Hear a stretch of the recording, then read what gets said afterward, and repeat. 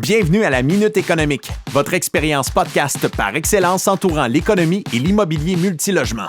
Animé par le CFO d'Emrex, Dr Christian Bordelot, PhD, récipiendaire du prix Top Leadership du Canada, post-doctorant de l'ENAP, de l'Université d'Oxford, de la Rotman Business School, de la Harvard Business School et de la London School of Economics, en plus d'avoir enseigné à l'Université de Montréal et de Carleton.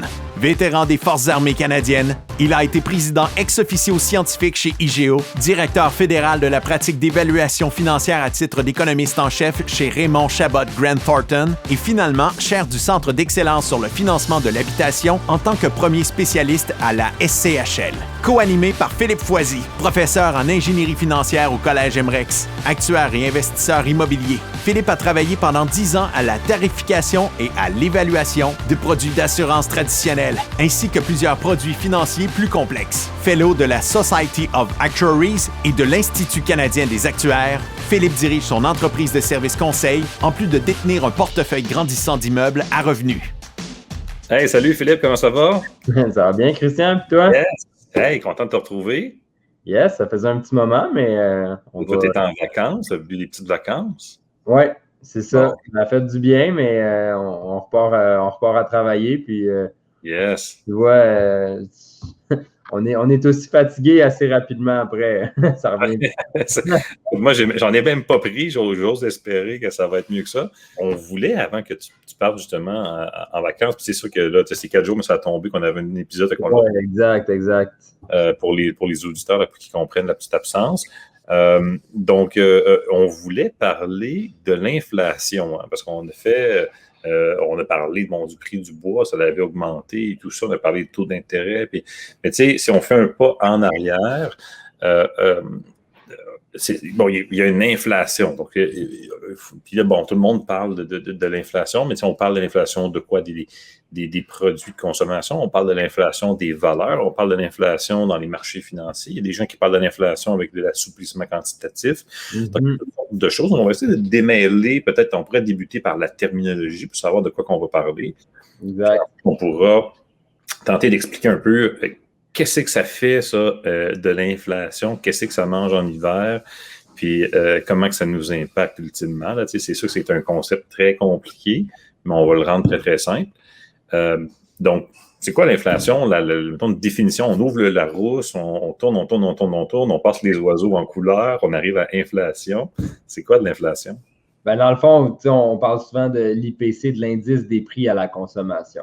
Souvent, quand on parle d'un indice, c'est comme une référence qu'on a. Fait que l'inflation, dans le fond, c'est une augmentation graduelle dans le temps de cet indice-là ou des prix à la consommation. Fait qu'on parle un peu naturellement dans l'économie, le prix des œufs qu'on achète à l'épicerie, le prix du bois qu'on achète pour faire le prix de l'essence. Après ça, c'est, dans le fond, comme société, on consomme toutes sortes de biens. Puis, dans le fond, c'est quoi l'augmentation, le taux d'augmentation de ces biens-là dans le temps? Donc, si on le vulgarise justement pour arriver à la base, ben si un bien me coûtait 1 piastre en début d'année, puis à la fin de l'année, il me coûte 1 piastre et 2 sous, ben dans le fond, on a augmenté ce prix-là pour ce bien-là, augmenté de 2%.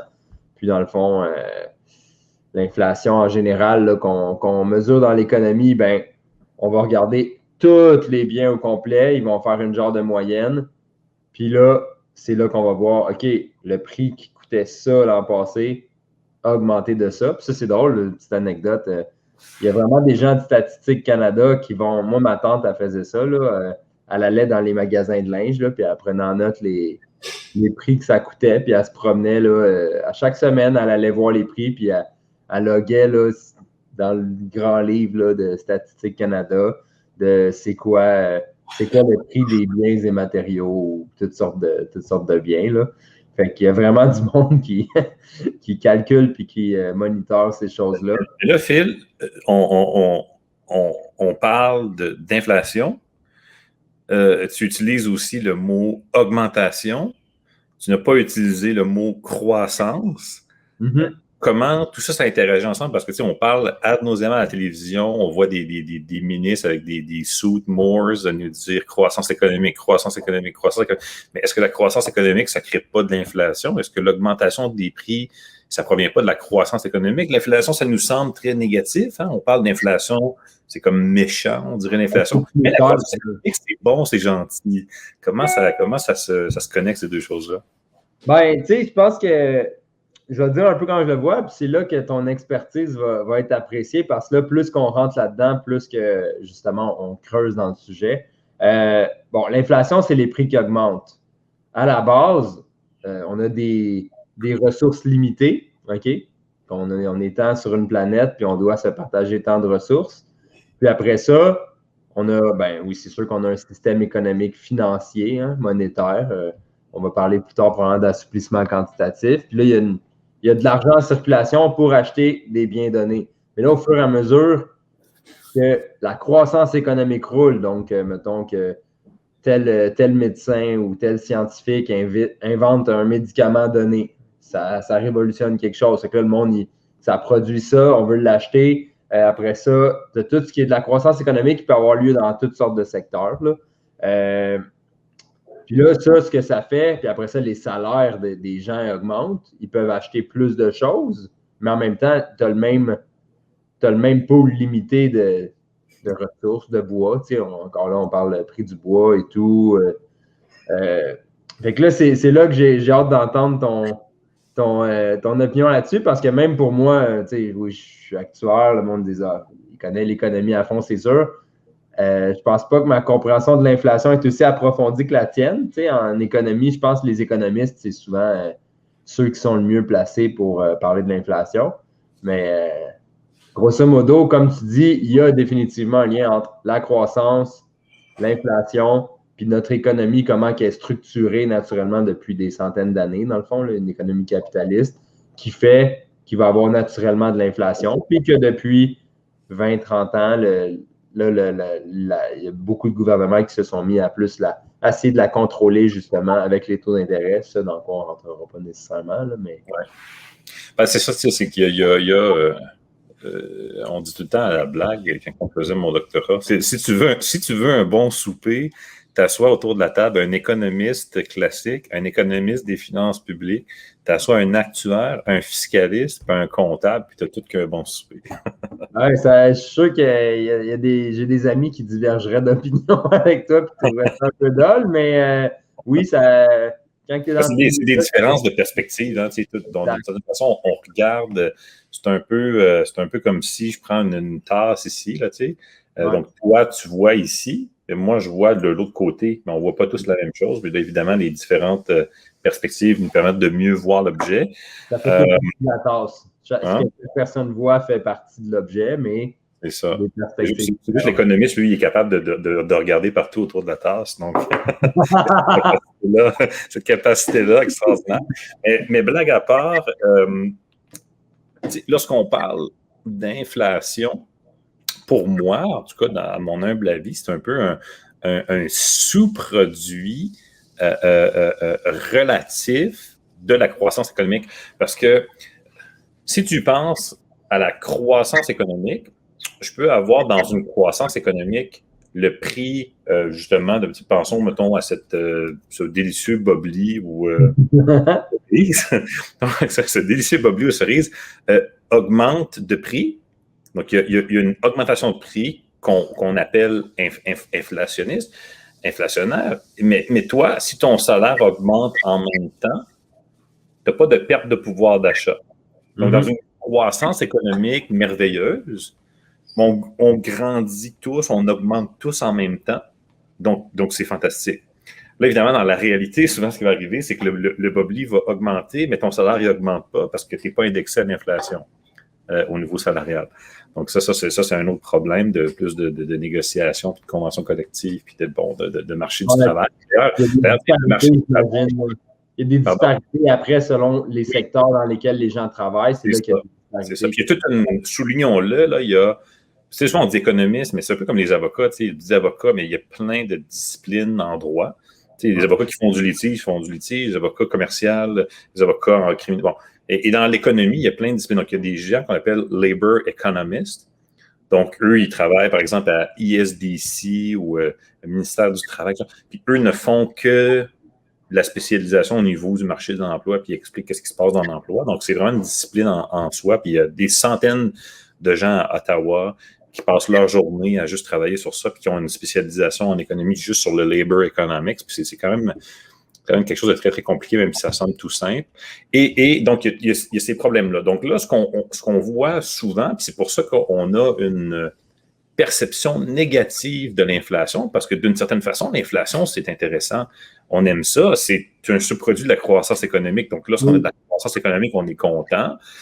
Les politiciens adorent parler de croissance économique. Lorsqu'on parle du troisième lien à Québec, on ne vante que la croissance économique qui va survenir autour des différents entrées et sorties de ce tunnel-là qui est très, très gros. Donc, pourquoi on a une perception négative de l'inflation? C'est parce que la majorité du marché du travail n'est pas indexée à l'inflation. Donc là, dans les médias, dans l'esprit populaire, lorsque on écoute Céline Galipo et tous ces gens-là parler, c'est toujours des gens qui vont interroger, qui sont frustrés que la canne de Bob Lee ou autre chose que je pourrais attraper,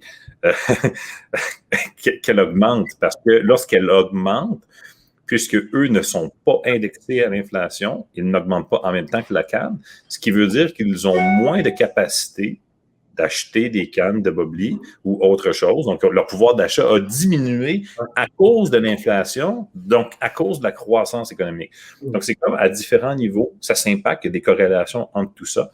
Mais juste pour qu'on débute avec l'idée de pourquoi c'est souvent négatif l'inflation, parce que quand on ouvre la télévision, les gens se plaignent qu'en raison de l'augmentation des prix, on le voit souvent avec le fameux reportage qui est presque biannuel, c'est presque une messe, où est-ce que là, il y a un petit pic dans les prix à la pompe. Et là, évidemment, il y a des hordes de journalistes qui vont à la pompe interroger les gens. « Monsieur, est-ce que vous trouvez que l'essence est chère? »« Oui, l'essence est rendue tellement chère. 1,51 $, j'ai jamais vu ça avant ici. » Donc là, tu sais, on a cette perception-là de l'inflation. Mais en théorie, c'est quelque chose de très, très beau parce qu'on a de la croissance économique, puis on aime la croissance économique, puis on veut que notre économie étatique, donc l'économie du Canada, on veut qu'elle performe bien ou mieux que les autres pays comparables pour qu'on reste avec les taux de change, puis on peut aller à un autre niveau, parce que ça a un impact ensuite sur pourquoi notre monnaie elle vaut moins cher que celle des États-Unis. Il n'y a pas quelqu'un qui descend avec les tables de la loi et décide ça. Donc, c'est des relations de force économique. Et tout ça, ben, nous, à notre niveau, ben, on le voit dans les prix à l'épicerie des objets qu'on achète. Tu sais. Donc, ça, c'est peut-être un entrée de jeu sur l'inflation, c'est quoi? Augmentation des prix. Là, évidemment, on parle depuis tantôt des produits de consommation, mais Philippe Foisy, actuaire, qu'en est-il des immeubles? Donc, c'est ta spécialité. Lorsqu'on voit des immeubles, est-ce qu'on voit de l'inflation? Puis s'il y a de l'inflation dans un immeuble, comment on le voit? C'est quoi? C'est représenté comment? Puis, est-ce que ça nous enlève un pouvoir d'acheter ou de louer? Qu'est-ce que ça fait de l'inflation en immobilier? Parce que là, tout le monde comprend la canne de Bob Lee. Tout le monde comprend le prix à la pompe. Puis, si tu es indexé, ben, dans le fond, tu es indifférent à l'inflation parce que, bon, tu augmentes en même temps, donc tu ne perds pas de pouvoir d'achat. Mais si tu es indexé ou tu n'es pas indexé, qu'est-ce que ça a comme impact pour toi en immobilier? Non, exact. Puis dans le fond, c'est souvent quelque chose qui a été dit des investisseurs immobiliers, même, comment dire, les plus âgés qui achetaient leurs blocs, les propriétaires de blocs. Moi, j'ai un actif qui est indexé à l'inflation parce que l'immobilier augmente tout le temps dans le temps à cause, justement, mais dans le fond, derrière, c'est le concept d'inflation. C'est que même si je ne m'occupe pas de ma bâtisse, OK, qui a dépéri, le terrain, lui, va, à cause de comment notre économie est structurée et tout, prend toujours de la valeur année après année sans rien faire parce que, justement, c'est l'inflation. Puis, dans le fond, aussi, c'est qu'on parlait de coût de Bob Lee, de coût de tel bien, mais dans le fond, l'habitation qu'on a, la maison qu'on a, le logement dans lequel on habite, le logement qu'on loue, c'est un bien de consommation en quelque sorte. Il faut que tu habites en quelque part. C'est une partie de ton budget, puis ça fait partie de... Tu sais, c'est pas... ouais. Mais est-ce que je peux te faire une parenthèse? Oui. Je ne voudrais pas que nos auditeurs l'oublient. Tu mentionnes Puis c'est vrai, tu mentionnes que même si je ne fais rien avec mon bâtiment, le coût de mon terrain va toujours augmenter. Hein, le prix de mon terrain, pas le coût, désolé, le prix de mon terrain, donc sa pseudo-valeur marchande. Là, on ne rentrera pas dans les histoires autres que ça, mais disons la perception que mon terrain prend de la valeur, c'est une perception de prix marchand. Qu'est-ce qui fait que c'est le cas dans certaines régions, hein, parce que c'est pas vrai partout de la même façon. Exact. Tu avais un champ proche de la baie James, il a peut-être même baissé depuis un certain temps. Donc, généralement, dans 90% d'où ce que la population est établie le long du fleuve Saint-Laurent, c'est relativement vrai. Et puis, c'est plus vrai dans certains codes postaux que d'autres. Mais pourquoi ça serait vrai d'une façon ou d'une autre que le prix de ton terrain va toujours augmenter? Quel type d'inflation fait en sorte que c'est le cas? Quand moi je me trompe, mais on revient encore à la croissance économique ou démographique, c'est que vu que les terrains, tu parlais du bord du fleuve, il y a du développement qui se fait tout le temps, fait que le terrain, dans le temps, va prendre la valeur. Puis même dans une partie développée, c'est encore là, on revient à l'effet de rareté, on revient à l'effet tout le reste. Dans le fond, je pense que, comme je dis, un terrain, oui, on peut faire un investissement dans un terrain, on peut faire un investissement dans un bloc multilogement, puis je vais revenir plus loin là-dessus, mais ça reste qu'il y a quand même une bonne partie de l'immobilier qui est du résidentiel, puis qui est un bien qui fait partie du portefeuille de dépenses des gens, qui est même plus un investissement. Là. Je me loge, dans le fond. Donc ça illustre quelque chose d'important. C'est que la croissance économique, elle a plusieurs sources. Donc, il y a une partie de la croissance économique, on peut dire, nous, j'essaie de trouver un objet intéressant à attraper, là, mais je vais prendre, on va dire, ces lunettes-là. Il veut s'activer, je n'ai pas besoin, merci. Donc, j'ai ces lunettes, on fabrique des lunettes ici au Canada, belles lunettes, et soudainement, on a découvert... je dis n'importe quoi, là, en partenariat avec Hydro-Québec, puis je ne sais pas qui, puis on a trouvé une façon de les produire plus efficacement, plus rapidement, à meilleur coût. Donc, il y a une partie de la croissance économique qui peut provenir d'une amélioration de la performance économique, d'une amélioration de l'efficience économique, une amélioration de l'efficacité économique. Puis là, on pourrait rentrer, faire une émission sur chacun de ces trucs-là. Mais disons qu'il y a une partie... Pensez à l'économie du pays comme une usine. Hein? Ouais. Une usine de chocolat favori. Là, tout d'un coup, on améliore le processus, puis là, on sort bien plus de cannes, donc on a une amélioration. Les cannes coûtent moins cher, mais je les vends le même prix, donc j'ai une croissance dans mon entreprise à cause de ça. Hein. Donc ça, on le visualise facilement. Le pays, on peut le voir un peu comme une grosse usine de chocolat favori. Donc ça, c'est une part. D'autre part, on a la rareté qui crée de la croissance économique parce que on a de l'immigration, donc on a de plus en plus de gens qui arrivent sur Montréal, qui arrivent à Sherbrooke, à Gatineau, etc. Et ces gens-là veulent se loger. Ils veulent tous se loger aux mêmes endroits. Il y a très peu de gens qui arrivent ici et qui s'en vont, comme dans le Grand Nord, dans des endroits désolés, proche de la frontière, Québec-Labrador. Il y a très peu de gens qui vont à Fermont, je ne sais pas quoi. Donc, il y a très, très peu de gens statistiquement qui vont dans ces endroits-là. Donc, la plupart des gens vont tous aux mêmes endroits. Et comme ils vont tous aux mêmes endroits, ils veulent tous les mêmes choses qui sont dans les mêmes endroits. Donc, ça crée, dans le fond, de la pression. Et comme les prix, évidemment, on l'a déjà vu dans un autre épisode, les prix, c'est l'offre et la demande. Ouais. Plus que il y a de gens qui arrivent sur Montréal, disons, mais plus qu'il y a de demandes pour des endroits, des terrains, dont les terrains dont tu parlais. Et évidemment, ces terrains-là, au niveau de l'offre, il n'y en a pas davantage parce que c'est une île, puis c'est tel que tel. Donc, il y a une augmentation. Donc, ça, c'est une autre partie de l'explication de croissance économique. C'est que même si tu n'améliores pas ta performance, même si tu n'es pas plus efficient, année après année, tu as la même usine, elle ne s'améliore pas. C'est une vieille usine. Un exemple qui est vraiment réel, c'est nos usines de pavage au Québec. C'est les mêmes usines qu'il y a des années 70 avec une mauvaise recette. Ça coûte trop cher d'échanger les usines. Fait qu'on continue d'avoir les mêmes usines avec le même mauvais pavage. Donc, c'est pas juste la température, mesdames et messieurs, qui fait qu'on a des mauvaises eaux, c'est qu'on a des procédés qui datent de très longtemps. Et donc, on a cette usine-là qui ne s'améliore pas, mais malgré qu'elle ne s'améliore pas, il y a une augmentation de la demande pour les produits. Et comme elle ne s'est pas améliorée, puis ça devient presque un cercle vicieux, je ne suis pas capable de répondre à la demande de la même façon que la demande augmente parce que mon usine n'est pas très performante. Donc, mes prix augmentent. Donc, de la croissance économique s'explique par plusieurs facteurs. Puis là, on pourrait passer une demi-heure à parler de toutes sortes d'autres affaires qui ont un incidence sur ça. Mais gardons en tête que la croissance économique, c'est pas comme une espèce de boule noire opaque. Donc, c'est multifacette. Ouais. Plusieurs choses qui viennent faire ça. Puis c'est ce qui explique toutes les disparités qu'on voit entre, mettons, Montréal et d'autres régions au niveau des économies locales, parce que il y a plus d'immigration à Montréal, il y a peut-être moins de productivité dans certains secteurs, il y a plus de productivité dans d'autres secteurs à Bromont, il y a moins d'immigration, puis tout ça amène à des outputs différents. Puis là, c'est pas limitatif, qu'est-ce que je dis à ces deux choses-là, c'est juste pour illustrer. Donc, on a un bloc dont on ne s'occupe pas, on revient, puis je ferme la parenthèse, on a notre bloc, on ne s'en occupe pas, puis notre terrain prend de la valeur. Donc là, le monsieur se dit, ben moi, je suis protégé d'inflation avec mon actif immobilier. Exact. Mais de quelle autre façon est-ce que, en dehors de dire, là, parce que ça prend de la valeur, ça me protège de l'inflation, comment l'inflation va affecter la personne qui, peut-être, qui nous écoute ici, qui veut entrer dans le secteur de l'immobilier, qui veut acquérir un multilogement peut-être? Peux-tu répéter la question? Écoute, J'excuse.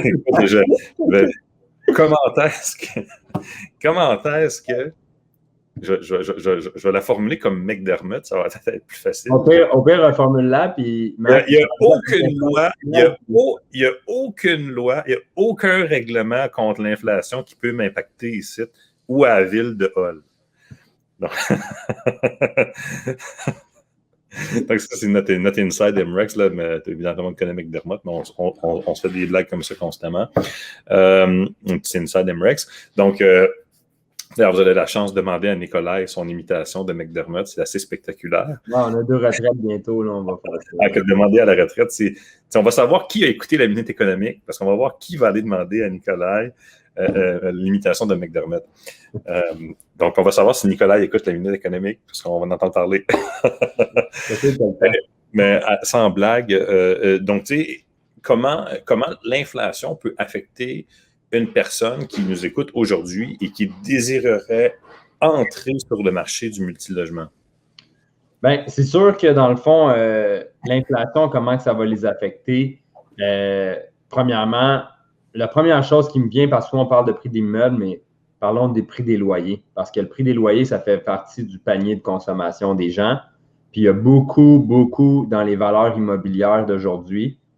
On va dire de même de spéculation sur la croissance des loyers futurs. Puis la croissance des loyers futurs, oui, il y a une partie économique, justement, de croissance économique. Okay? Les gens sont payés plus cher parce que les différents secteurs vont bien, sont payés plus cher, ils peuvent allouer plus de dollars à leur logement, mais il y a une partie aussi que c'est juste l'inflation. C'est là que des fois, la croissance économique, l'inflation, comme tu disais, ça vient se mêler, là, mais il y a de l'inflation dans le prix des loyers, comme il y a de l'inflation dans le prix des maisons. Puis parce que c'est faisons une parenthèse ici. Il y a plein de choses, je veux qu'on ait décortiqué tout ça. Donc, un grand pas en arrière, on vient d'aborder 2 facteurs de croissance économique. Donc, on a parlé de... Quels sont les 2 facteurs qu'on a parlé? La croissance des salaires? Non, on a parlé de la performance économique. Performance économique. Et on a parlé de l'usine qui s'améliore. Okay. Oui. Et ensuite, on a parlé, le deuxième facteur, c'est? La rareté? Non. Hey, tu vois, les actuaires, mais c'est ça, les actuaires. C'est pour ça que les soupers sont intéressants, ça n'écoute pas. Donc, c'est vendredi, mesdames, messieurs, on se gâte un peu aujourd'hui. Donc, la croissance démographique. Et là, on vient d'aborder un des 3e piliers qui est très important, particulièrement en immobilier, qui amène de l'inflation sur les prix, donc le prix marchand. Si tu veux entrer sur le marché, tu veux t'acheter un immeuble, tu regardes le prix. Puis comment ça se fait qu'il était 1,7 million l'année passée? Il est rendu à 2 millions, c'est quand même une grosse augmentation. Mais évidemment, c'est tout l'environnement financier, donc de facilité de crédit, etc., qui, bon, peut-être lui à facilité de crédit, là, mais on se comprend qu'il y a toute une grosse bulle, on en a parlé dans un autre épisode aussi. Donc, c'est plus facile pour moi d'emprunter de l'argent, je deviens plus compétitif sur le marché, il y a plus de monde sur le marché, donc il y a plus de demandes, il n'y a pas beaucoup d'offres, le prix augmente. Donc ça c'est un autre facteur. Donc, je dis juste qu'on l'éclaircisse. Et à l'intérieur même de ton immeuble, tu penses, par exemple, au loyer, un des facteurs d'inflation aussi des loyers, bien évidemment, il y a la performance économique parce que tu as des meilleurs salaires, mais oui. il y a aussi la démographie pourrait jouer contre toi parce qu'il y a plus de monde sur le marché d'emploi, mais il y a le fait que l'environnement de politique publique financière, les gens l'oublient, on parle d'économie, mais l'économie, c'est un sous-produit des politiques publiques parce que à n'importe quel moment, Justin Trudeau peut aller au Parlement du Canada, sanctionner une nouvelle loi ou décréter des nouveaux règlements dans la Banque du Canada, FinTrack, OSFI, CMHC. J'ai fait un coup de téléphone. Moi, j'étais dans le bureau. Evan appelle Justin Trudeau. Là, juste une seconde, Christian. C'est Justin, donc prend le téléphone. Donc, il se passe des choses qu'on ne peut pas tout dire ici à la télévision, là, à l'émission. Mais la réalité est qu'il peut altérer l'environnement de politique publique financière.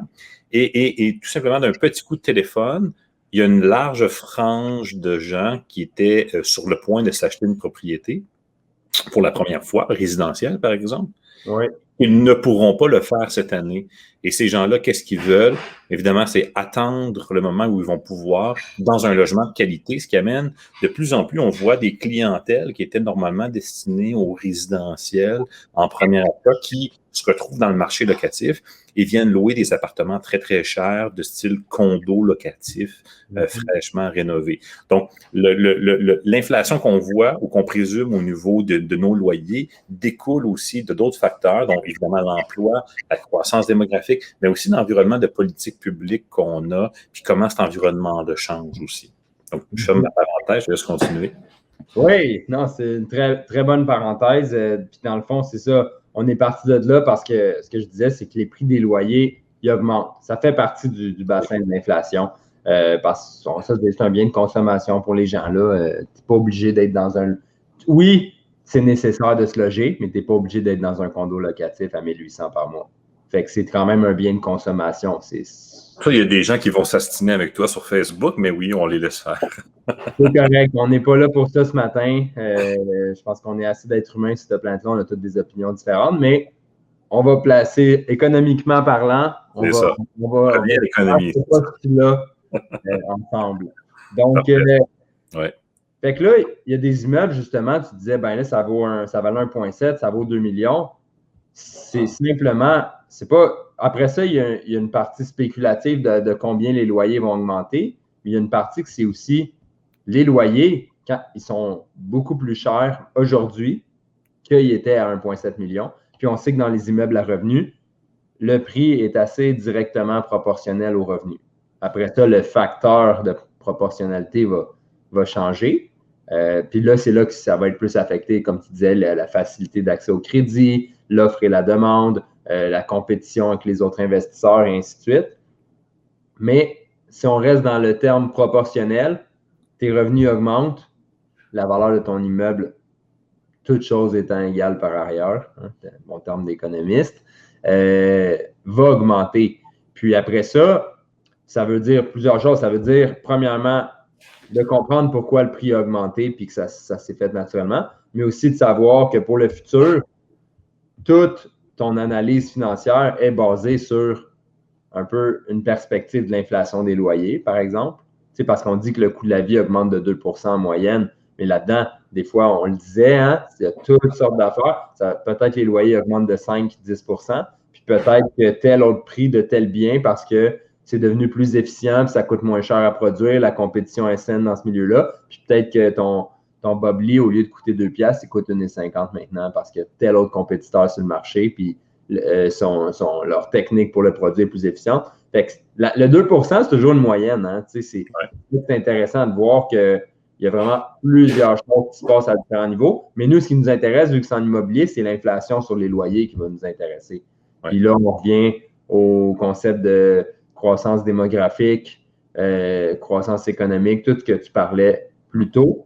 Puis c'est ça qui va un peu driver. Mais l'acheteur multilogement va devoir s'intéresser à l'inflation parce que, justement, c'est là. Puis, on a justement tout ce qui est un peu arrivé avec la dernière année spéciale qu'on a vécue. On parlait d'inflation sur les actifs. Parce que, entre moi et toi, je suis curieux d'entendre ta réponse là-dessus. On dit, l'immobilier, c'est safe parce que c'est indexé à l'inflation. Y a-tu d'autres compagnies en bourse qui sont indexées à l'inflation parce que les prix de ces biens-là, naturellement, augmentent souvent? Oui, ben, c'est vrai puis c'est pas vrai. C'est parce que, encore là, il faut comprendre d'où vient l'inflation. Lorsqu'on regarde un immeuble, comme on vient de le dire, si le prix des loyers augmente année après année, parce que soit tu fais des optimisations ou t'as acheté neuf ou je ne sais pas quand, ou tu compares un bloc neuf que tu achètes aujourd'hui avec un nouveau bloc neuf que tu achètes aujourd'hui dans le même code postal, ça l'a augmenté ou quoi que ce soit. Je n'entre pas dans les histoires de régie puis de TAL puis tout ça, là, mais comprenons juste le fait que ça augmente. Donc, tu dis, ça augmente, donc mes valeurs économiques augmentent. Évidemment, tu as un petit chiffrier. Tu mets les nouveaux. Tu mets, 1500, c'est mieux. Ça donne ça. Donc, ça, on espère que tout le monde comprend ça. Puis sinon, écrivez-moi en privé. Mais ceci étant dit, donc là, il y a une source de l'inflation qui serait là parce que, évidemment, si les loyers augmentent, puis que tu vas acheter un immeuble, tu vois que les loyers ont augmenté ou qu'ils viennent d'augmenter ou que ça augmente dans ce secteur-là, ton désir de payer, ton willingness to pay, comme on dirait en anglais, va augmenter. Donc, les valeurs transactionnelles vont avoir tendance à augmenter. Là, qu'est-ce qu'on peut voir dans l'inflation, d'une certaine façon? Moi, je ne l'appellerais pas des actifs, là, mais dans l'inflation, par exemple, de cette catégorie-là de biens immobiliers multirésidentiels, est que dans l'environnement où, parce que tu sais, assumons que nos loyers ne bougent pas, puis que les taux d'intérêt plongent. C'est un peu ce qu'on a vu. Oui, ils ont augmenté pendant la COVID, mais assumons qu'ils ne bougent pas. Les taux d'intérêt plongent avec la crise de la COVID. Ouais. Là, le gap entre la valeur économique et la valeur marchande grandit d'une façon qui serait techniquement inexplicable, ne serait-ce qu'avec le marché du travail, les loyers, des perspectives socio-économiques, la démographie. Donc, ça, c'est un espèce de spread de crédit qui fait augmenter les transactions dans le marché, qui fait qu'il y a plus de monde qui rentre sur le marché, qui ont une capacité d'agir sur le marché. Donc, ça augmente la demande, ça fait augmenter. Un peu comme, tout d'un coup, le prix des chalets à Saint-Côme a explosé.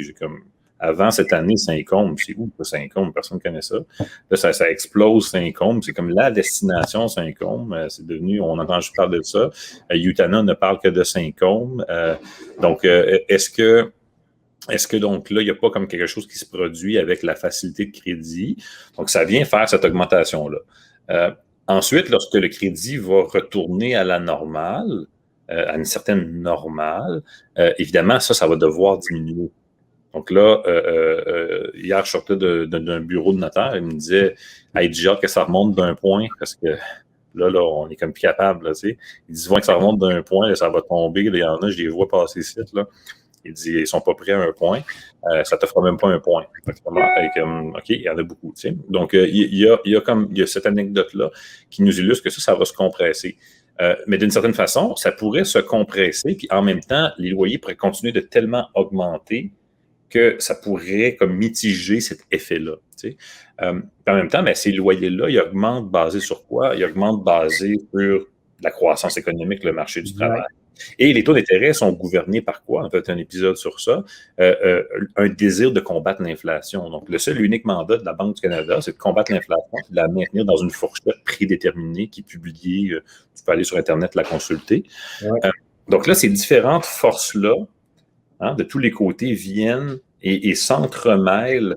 Puis si on ne comprend pas ça, peut-être qu'on achète trop cher à un moment donné, qui n'aurait pas été trop cher avant ou après à un autre moment donné. Donc, il faut être capable de comprendre ça, puis le comprendre à travers même son propre pouvoir de dépenser, son propre pouvoir de consommer aussi, qui va fluctuer dans le temps, parce que tu pourrais faire un calcul, tu dis, non, finalement, c'est la même chose, mais toi, pendant ce temps-là, tu as perdu un certain pouvoir d'achat aux différents biens en même temps. Donc, tu sais, l'inflation vient nous affecter de différentes façons.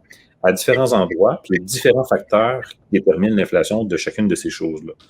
Donc, c'est un peu ça le but de l'épisode, c'est de comprendre que c'est beaucoup plus compliqué que l'inflation avec un I majuscule dont on entend parler au téléjournal régulièrement et qu'il y a beaucoup, beaucoup de différentes choses qui entrent en ligne de compte pour créer ou non de l'inflation, mais qu'à la fin de la journée, en théorie, l'inflation, c'est très positif parce que c'est un signe de croissance économique et normalement, la Banque du Canada a la capacité d'agir pour garder cette inflation-là dans une fourchette qui est respectable et qui permet ensuite au marché du travail de s'arrimer, de moduler, dans le fond, cette augmentation-là pour que le marché du travail puisse continuer d'être efficient puis de s'arrimer à cette inflation-là.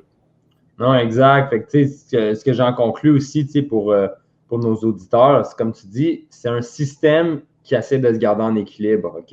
Inflation, croissance économique, taux d'intérêt, on va calmer la chose. C'est vraiment un système qui, puis comme dans n'importe quoi qui est en équilibre, moment de déséquilibre, on ramène, c'est là que la plupart des investisseurs vont trouver leurs opportunités. Puis, on sait que c'est compliqué. Il y a des gens qui nous disent « Ah, c'est bien trop compliqué, l'inflation et tout ». Mais je pense que c'est un des buts des épisodes qu'on fait comme ça, c'est d'encourager les gens à essayer de creuser ces choses-là pour faire d'eux des meilleurs investisseurs. Parce qu'à la fin de la journée, même moi et toi, on va se tromper des fois, là, parce qu'on essaie de voir ce qui se passe dans un système ultra complexe. On n'est pas des robots là, avec un pouvoir de permutation puis du data à l'infini là, qui analyse tout puis qui prédirait tout parfaitement. Mais dans le fond, c'est super important pour l'investisseur immobilier de pouvoir creuser dans ces choses-là pour tirer son épingle du jeu, surtout dans des temps comme on vit comme aujourd'hui. Ça fait un bout qui n'a pas été brassé comme ça, si je ne me trompe pas. C'est sûr que là, vraiment, il y a beaucoup, beaucoup de choses qui sont déstabilisées, que ce soit au niveau des chaînes d'approvisionnement, de la capacité en ressources humaines des firmes de fournir les services, les matières premières. Moi, j'attends pour une toile de piscine. Ça fait là, des mois et des mois. Il n'y a toujours même pas de date de début de production parce que c'est le plus gros producteur de toiles. Donc, tout est... Les panneaux électriques, le fil, ça l'a doublé.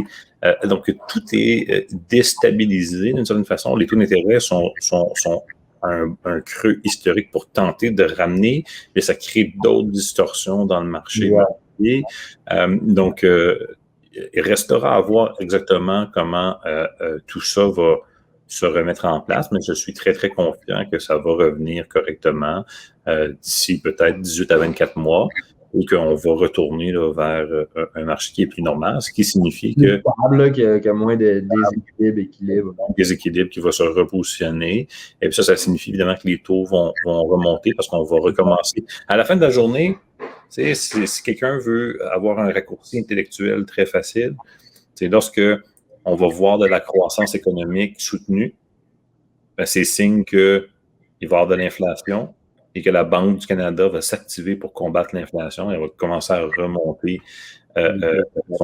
son taux directeur. Puis ensuite, ben, les différentes institutions vont s'arrimer et tout ça. Donc là, ça va avoir un impact sur l'inflation des biens immobiliers. Et puis, c'est là qu'il faut essayer de trouver des stratégies, tout dépendant de son différent portfolio qui sont différents des gens, puis des stratégies. On rentre sur le marché, on rentre un peu comme si vous voulez rentrer sur le Bitcoin. Ben, tu sais, j'ai toutes sortes de gens qui passent leur journée, c'est de voir, je rentre pas aujourd'hui, j'attends-tu que ça descende à 20 000, ça va-tu s'effondrer, ça va-tu monter jusqu'à 72, qu'est-ce que je fais? Donc, évidemment, l'immobilier, c'est un petit peu moins volatile que ça, mais il faut quand même avoir des notions. Puis, s'il y a des gens qui veulent approfondir ça, il y a toutes sortes de cours aussi qui s'offrent, là, donc pour approfondir ça. Merci, Philippe Foisy. Peut-être justement, parlant de quoi, on peut te croiser à la retraite. Là. Toi, tu vas à la retraite? Dans les 2 prochaines retraites. Là. 2 prochaines. Ouais. Bon, moi, je compte aller faire un petit tour. J'aurai pas mon garçon dans 2 semaines. Donc je vais peut-être aller faire un petit tour dans 2 semaines, te voir en action. Yes, sir. Cool. Hey, Philippe. Donc, à la prochaine épisode. Bonne journée.